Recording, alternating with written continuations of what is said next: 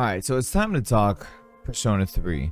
If you guys didn't watch my other videos regarding what I'd like to see for the 25th anniversary of Persona, well, go watch those videos because they're all building on one another, and I'll go ahead and I'll link those for you, or at least a playlist for you guys to be able to watch. So they had teased 25 new games. No, they've teased 7 new projects that they're working on for the 25th anniversary of Persona. We already pretty much know that one of the announcements that's going to happen is for Persona 6. Not saying that it's going to come out next year or anything like that, but that's an announcement that we're all expecting to happen. But Persona 3 is one of the games that I feel is the most crucial when it comes to the current Personas that everybody knows and is familiar with. Without Persona 3, there would be no Persona 4, Persona 5, and I'm not just saying because of chronological order, I'm saying because what Persona 3 did for the Persona series, it basically shaped Persona to be what it is now. Persona 3 is the precipice of the evolution of Persona, because prior to Persona 3 there were no social links, there were no timed events, there weren't any of the current core mechanics that you would find in Persona 4 and 5. Persona 1 and 2, they played more along the lines of a traditional Shin Megami Tensei game, and Persona 3 still played very similar to a Shin Megami Tensei game in regards to the way that the story was told. It was a very dark story. Persona 4, we tend to make fun of Persona 4 because those of us who have been playing Persona for a while, we make fun of Persona 4 not because it's a bad game, it's a very, very good game. But we make fun of it because Persona 4 is the Scooby-Doo version of Persona. And what do I mean that it's the Scooby-Doo version of Persona? Well, I say that because Persona 4 is very lighthearted. When you look at Persona 1, 2, and 3, they're very dark tones. They play very similar to Shin Megami Tensei games. And so because of that, personally, I consider Persona 3 to be the last Persona game that was Shin Megami Tensei. And I say this full well knowing that even in Persona 4, they still called it Shin Megami Tensei Persona 4. And I just want to tell you guys that, because a lot of people don't realize this, especially newcomers to the series, that Persona is a spin-off of the Shin Megami Tensei series. Originally, the Persona games, not that they took place in the same universe, but because they had similar tones to Shin Megami Tensei games and very similar gameplay styles, traditional turn-based RPGs and things like that, they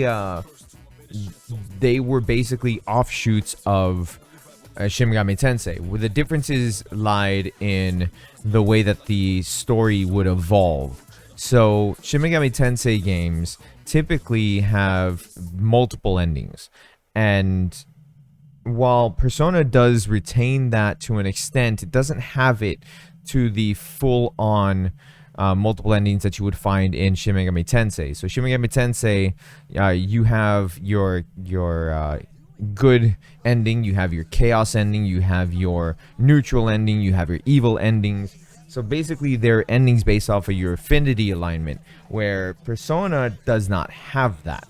Persona endings are more along the lines of you have a choice towards the third act of the game, usually close to the final moments of the game, and if you make the correct choices, you get the final ending. If you make the incorrect choices, you get an ending, but it's not so good.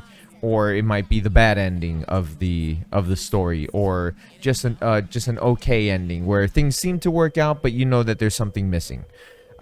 So that's the way that they tell the Persona stories, and that's why it's vastly different in the way that they evolve. Persona 3 again, it still retained a lot of the Shin Megami Tensei elements as far as the storytelling went. It didn't have, again, it didn't have the multiple endings that you would find in Shin Megami Tensei, but again, it had the dark tones and the dark themes. It was a very, very, very dark game. In fact, the opening sequence, or one of the opening sequences, the main character is walking, and all of a sudden he finds himself in this weird dimension-looking thing that everybody's in coffins.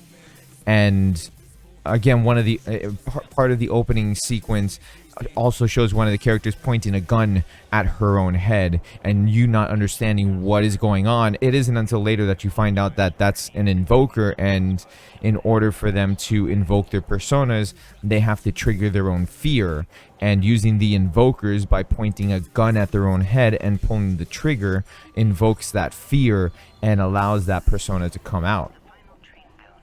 That's not something that you see in Persona 4. Persona 4 deals more along the lines of, oh, you have to accept you have to accept your true self, and that's, you know, that's how you unlock your personas. It's a much more lighthearted take on personas, and that's pretty much how it evolved from that point. Because Persona 5, it's almost similar to that, instead of the dark tones that you found in Persona 3. So that's why I consider Persona 3 to be the last true Shin Megami Tensei Persona game. But it, again, brought in a lot of elements that you find in modern Persona games. And so because of that, I really, really, really want an HD remaster, similar to how they did Shin Megami Tensei Nocturne. I really want an HD remaster of Persona 3 FES. And on top of that, I want them to actually make some changes that incorporate some of the changes they made in Persona 3 Portable.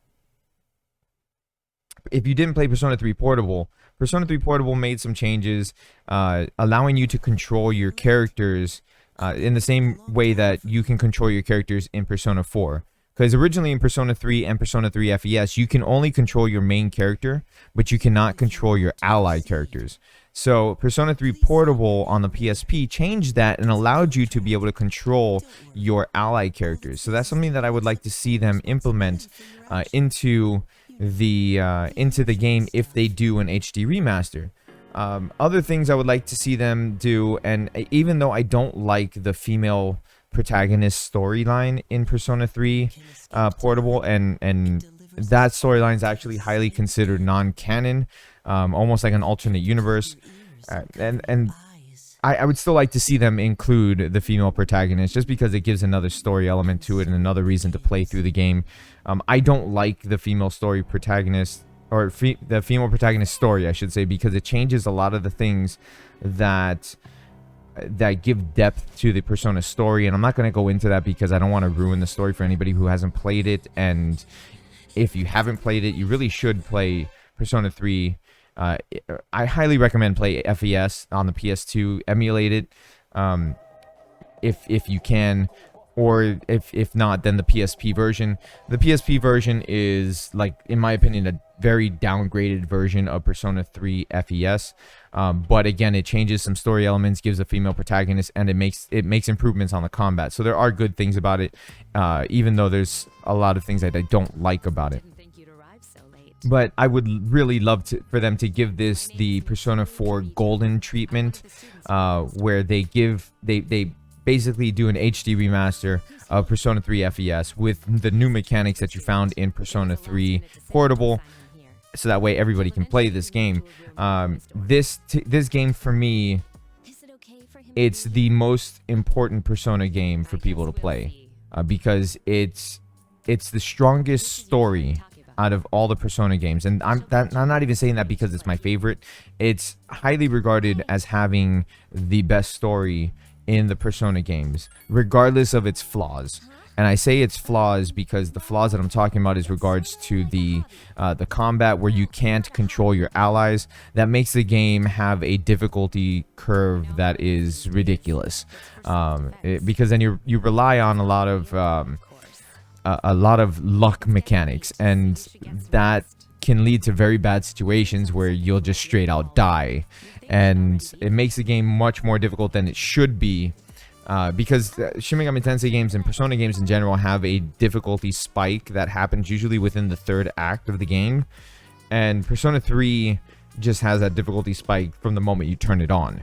So, you know, being able to control your characters, that is a huge difference, and it allows newcomers to be able to play this game much easier. So I feel like this is something that really needs to happen, because this is what I call the first game of the new Persona games. Because Persona 1 and Persona 2 are the old Persona games. Persona 3 starts the new Persona games that continue moving forward. The mechanics that you find in Persona 5, a lot of them started in Persona 3, and this is something that needs to continue moving forward. And again, a lot of people have not played this game, and they really should. So having an HD remaster of this game release on PC, on PS4, PS5, you know, if they wanted to, if they can do it on Xbox, I would love to see them do it on Xbox. I would love to see them do it on the Switch, but that is entirely up to Sony. And I say this every video, but that's because Sony has the exclusivity rights to Persona. Fight me on that, because people don't seem to want to believe me, but all you have to do is look at all the games. Look at Persona 5, and you can see all the advertisements that's placed into Persona 5 with everybody playing on Vitas, and everybody's phone is a Sony Xperia. So take that as you will. Be in denial all you want, but unfortunately Sony has exclusivity rights to the mainline games in the Persona series. So with that, let me know down in the comment section what you think, what you feel. Do you want to see an HD remaster of Persona 3? How could you not? If you don't, you're wrong, but that's okay. You're allowed to be wrong. Hit the thumbs up. Subscribe if you guys are new. I'll see you guys in the next video. Peace out.